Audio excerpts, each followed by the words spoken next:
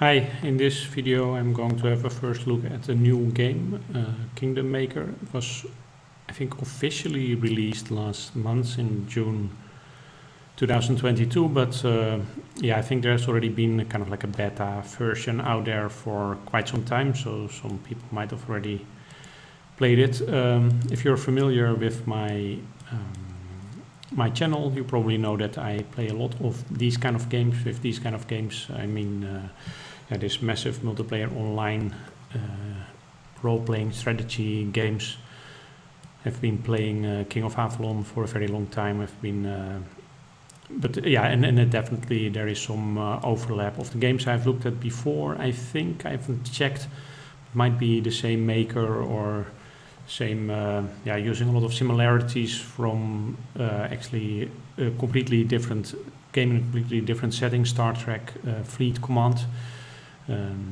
This takes place in a kind of medieval fantasy world. But there's a lot of similar things that I'm used to in other games. You have to build your city, you have to do research, you have to unlock, you have to train troops and unlock higher tiers of troops. Resources are going to be an issue. You see the resources here at the top. You have to deal with timers, and in this case you don't have heroes that you see in some other games, but here you have your family and you have champions. And a family, that's kind of a new concept in this game that gives it quite a bit of a new dimension, which is nice, so that it gives definitely a bit of a twist on the games I'm familiar with. You've already seen me clicking on this for a few times. That is helping my alliance members doing their builds. So let's just go through things a bit. First of all, when you start the game, you get into a tutorial mode. So yeah, follow that if you're new to this game, especially if you're new to this type of game. Just take your time to walk through it, and you will learn a lot. You'll also get an idea of what you have to do, and from that you can decide how you want to move further once you're out of this tutorial. What you see a lot during this tutorial is this owl that helps you, and even once you're finished with the tutorial, it also still shows what you have to do or what you can do. This is kind of like the main quest that you can do. You don't have to do it, you can complete other things first, but it might be good to pay some attention to this as well. Before we get any further, and also something that I always like to do and like for people suggest to do once they start playing a game, I think it automatically, I was playing it automatically binds. I was playing it on my iPad, automatically binds to the game center, but it's good to bind it to some other account as well, so that you're sure you can't lose it. So if you go to the player profile, then click on the settings, you actually have an account tab, and here you can link it, for example, to your Facebook, or that's maybe the only thing extra that you can link it to. Well, Facebook is nice for me because it means I can transfer it from my iPad to the BlueStacks Android environment I'm now playing it from. So that's always good to do. That makes sure if you're crash, or if you want to transfer it to another device, you can still do it. You don't lose it. Even if you don't spend money, you might spend quite some time. So it's good to have some form of backup, so to say. An important aspect of any this kind of games is the alliance. Once you are walking through the tutorial, you're already suggested to join an alliance. Suggest to do that. And don't pick just any alliance. I haven't actually looked a lot at the alliance I'm in, but if you're seriously playing, then it's good to also try to find an active alliance. Try to find an alliance that is high up the ranking. Mine is not really at the 20th position. And besides that, you also want to have just an active alliance, not just a few strong players that boost the alliance to a higher level, but preferably a large group of active players. That is nice from a social perspective, and that's important if you want to play this game for a long time, but also nice from a getting help and really the timer help, but also getting tips from others is also very useful to have a group with your alliance. And I will not get into this later, but it's also if you are with your alliance, you can also more easily exchange family members, like marry off your family member to another player and get a family member from them to marry into your family. So that's something I will not get into in detail, but it is quite nice. Certain things to pay attention to if you are looking at an alliance. The alliance leader should be active, and you can see that by having quite some power, and that power increases. That is definitely important for an alliance. And another, what is not so good here, in another one is that we have these ranks in an alliance. You have an alliance manager and a temple keeper next to the alliance leader and the alliance members. And those, we don't have those. We just have the leader and the alliance members, it seems. Yeah, they are sorted by rank. So that's the only thing we have. That's in general, I don't find that such a good sign. So it might be that at a certain moment I will move on to look for another alliance. A lot of talk about alliance, but it is actually quite important. Usually that people are active and asking me for help. So I'm giving that help that I think reduces 1 minute from their timers. And early on, 1 minute doesn't sound like much, but early on, if you get 5-10 helps very quickly, that can really mean that you do a lot of more building in the first couple of days and a lot of more research in the first couple of days that you're playing. I've already mentioned the term research for a few times. And once you have a certain level, you can build your academy, and there you can do research. And there are 4 categories. Nobles is quite nice for your family. I will talk a bit more about it later, but definitely good to do some research. Combat, important if you do combat. City, I'm focusing more at the moment. At city, you can see how much I've done, 23 already here. I don't know why I get this Auli again. I think it's because I'm playing it on a different device this time. So you can increase your resource production, which is always nice. Increase the research speed and the construction speed, the field yield. And the rest is still unlocked. What's a bit, okay, I'm not going to talk about that because that is getting a bit outside of the scope. So you can just do the things that you want to focus on. Just make sure, well, actually I should start something to give the good example. Just try to make sure you always have some research going to keep developing your account. Similar actually with building upgrades. I like to upgrade my keep whenever I can. I cannot do that yet. So here it gives the prerequisite. So to go from 8 to 9 for my keep, I have to get my ranks and stables to level 8 first. They are not there yet. And now I have met the prerequisites for this, so I can start that one. And once that is done, I focus on the next one, and then ultimately I can upgrade my keep. The keep is the level of your account, so to say. So it is quite important because it unlocks other buildings and certain other features like new buildings. So that makes it quite important, and it's also seen by others as kind of an indication of the strength together with the power, an indication of the strength of your account. So if you want to join certain large alliances, they might say, okay, I want your account or your keep to be a minimum of this or this level. So it's always good to focus on that.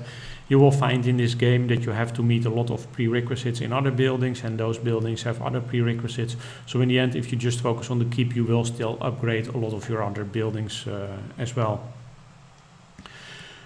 All buildings have some importance. Academy important to upgrade because it also unlocks other research projects, so that is quite a good one to focus on as well. But all buildings have their benefits, so try to keep building upgrades going as much as possible as well. I've already mentioned the helping your alliance members. Keep clicking on that purple button, and also if you noticed when I started my research, There were some purple shaking hand items. Click on that, so that that means that you ask for help to your alliance members. And you also saw maybe a few messages coming by behind my image, behind my camera image, to indicate that I did get some help. So that is good to focus on. We have various resources that are necessary for training troops, for doing building upgrades, and for doing research, amongst other things. I will tell a little bit more about it later, but first I forgot about something else. So we have the troop training buildings. I have barracks, and here I am upgrading the range, and I have my stables. So do try to keep some training going. This costs resources, and you might not have a lot of resources, so no, not necessary to do a very large amount, but yeah, especially if you're short on a certain troop type, keep training. Also here you can get help, by the way. That is not something you get in all similar games, so that might be good to focus on as well. Although I have the feeling, yeah, training troops is very difficult for me to keep going. At a certain moment my food will deplete, so not sure whether I will keep that going. But let's not focus on that during this video. It is, after all, a beginner's video.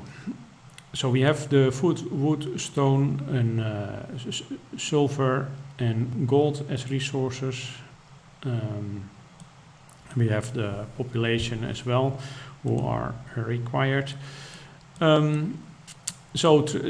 This is going to be an issue, and it's already an issue for certain things. So yeah, make sure you have your stonemason and your sawmill and your farms working for you by upgrading them, and yeah, also doing some research to increase those production rates. You get some gold and some speed ups in various ways, not a lot, and the question is always when to use that. You can speed up construction, speed up research, and that might be good, but in general you might also think a bit, okay, when should I use that? I often try to look at events. Sometimes for events you get certain extra points and rewards for doing things, and at that time you might want to maybe use your speed up if you have to increase a certain power with construction or research or things like that. You can you can use your speed ups. If you just use them anytime you run against a timer, you will run out of it soon, and you might not get anything in return. So keep that in mind. I already mentioned a bit about that other players and alliances might look at your keep level, and also at your power to decide whether you are worthy to join their alliance. So keep focusing on increasing your power as well. And power, well, there's not so much to actually focus on. You just need to keep doing all the things that you should be doing anyway, which is upgrading buildings, doing research, training troops. That will increase your power, and that is an indication of your strength to others. It doesn't really say how strong you are, but people will still look at it and feel like, oh, that is an active player. We want him in our alliance. So keep an eye on that. We have the concept of armies in this game. I see I have some healing to do. And anything under the 5 minutes you can complete for free, by the way. So looking at my two main family members, they, I both have some troops assigned to them, and I have a champion assigned here as well. Later on, more slots can be unlocked and more champions can be made available. Currently I don't have many slots unlocked, and I don't have many champions available actually. So this way you can form a nice army that you can use to do certain attacks, can attack other players. I haven't done that yet. I think I'm also still under shield until I'm I've reached level 10, but you can also fight with some non-player opposition that I will have a look at later, quite soon actually. So what you can do if you want to do some activity, not just building your account, but maybe do some other stuff, which is just looking a bit. Oh yeah, you have some dungeons that you can explore. Currently, actually, I'm this one is in a trade, and my other family members are in a cooldown, because you can explore a dungeon, but then you get into an 8-hour cooldown. So, but if you don't have that yet, do explore some dungeons. That is always good to do to get some rewards. And what you can also do is attack some Ravager camps, and this can actually always be done. It costs some food, but you do get some rewards in return as well. And this is actually where you use your full army for. For the dungeon exploration, you just go to just only with your family member, but this one you go with your complete army. Okay, let's have a look at that. This is a very low. I could have clicked on view as well, I think. I should have clicked on view. I'm still learning as well. So you can view battles, but this one might already be. Oh no, it's not over yet. We just see it's starting. This should be pretty easy. I just did a level 7 Ravager camp, so this should be nothing in comparison. This was a level 1.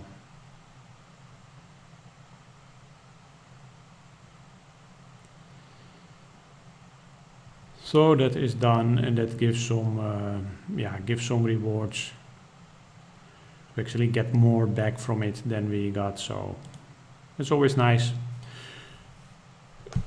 So do that as well. It costs some food, but that you can spend some time defeating some of these camps. Next is up is the daily goals. I actually am going to publish a separate video on that, but you have your daily goals here. That gives you some direct rewards and some extra rewards that you can get here. Amongst them, quite some nice things like gold champion tokens. If you have enough, you can summon a gold champion. So that is definitely quite nice. And a lot of the stuff in the daily tasks you do anyway. So I would say focus on that and complete those. The family members, I haven't looked at that yet. So this is an overview of the family members that I have. You start with 2 family members. Maybe I should better go to my keep. I can show a bit more what you can do with your family members. So the keep building is kind of a separate building where you can do things in a bit more detail. It has several rooms that you can unlock as you progress your account, and you can my wife is currently at the trade post, so cannot show that now, but if you have your wife there, you can or maybe I should call her back. Recall, she should be home in no time. So once you do that, if 2 of your family members are married, and initially the man and wife during the tutorial, they do get married, and you can let them make babies, and in this way extend your family. Later on you can also propose marriage to other members from other families, and they can move in with you, or you can move in with a member of you can move in with their family. So that's good with Alliance to exchange this. And then you can also have others that that help you further extend your family. I'm just a bit curious where I thought the trading post was actually very nearby, so I'm a bit curious, like where is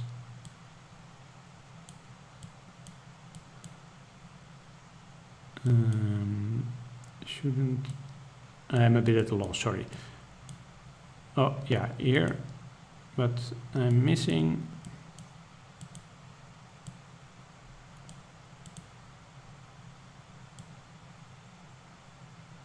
idle at home. Nee, that is also idle at home. Let's get her up. Okay, I'm just getting her to